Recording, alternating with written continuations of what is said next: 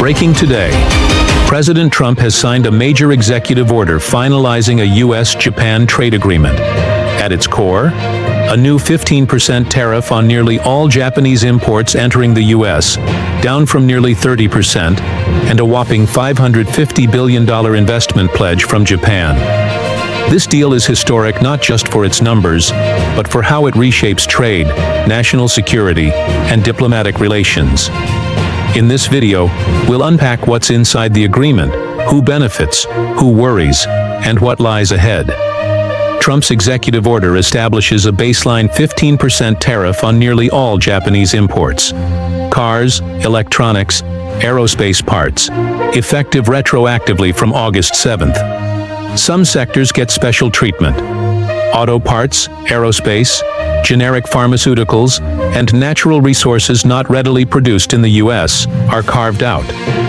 Crucially, Japan has committed $550 billion in investments, directed by the U.S., into key sectors like advanced manufacturing, semiconductors, pharmaceuticals, and energy. Japan will significantly ramp up its purchases of U.S. agricultural commodities, like rice, corn, soybeans, and buy more Boeing planes and defense equipment. In effect, the deal aims to boost U.S. manufacturing, reduce trade imbalance, and deepen economic ties between two longtime allies. This comes after months of back-and-forth negotiations. Earlier attempts at reciprocal tariffs like 25% or higher on imports stoked fears of trade wars. But this deal offers a compromise. Tariffs reduced to 15%, not too low for protection, not too high to derail the relationship. In return, the massive investment and market access deliver tangible benefits for the U.S. The agreement now awaits implementation, though some details still need ironing out. Japan's trade envoy recently postponed a visit, citing confusion over how the tariffs were being applied on top of existing duties.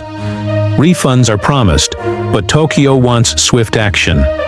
U.S. manufacturers, farmers, and aerospace firms expect new exports and investment support.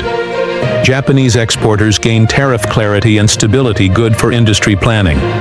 Toyota welcomed the clarity this deal provides. American automakers fear Japanese cars will flood the market with lower tariffs. Groups like the Detroit Three see a competitive disadvantage. Japanese consumers and exporters still worry about political volatility. If U.S. leaders change, the deal terms could shift. Legal and political tensions persist. Trump's broad tariff powers remain under scrutiny in federal courts. This trade deal isn't just about economics, it's about strategic alliance. It strengthens America's industrial base, signals renewed commitment to the Indo-Pacific, and offers a counterbalance to China's influence. For Japan, it ensures guaranteed American demand and avoids economic fallout from tariffs that could have reached 30 to 35%. However, Trump's aggressive tariff style remains controversial. Courts have already ruled parts of his tariffs illegal, but enforcement remains paused while appeals proceed.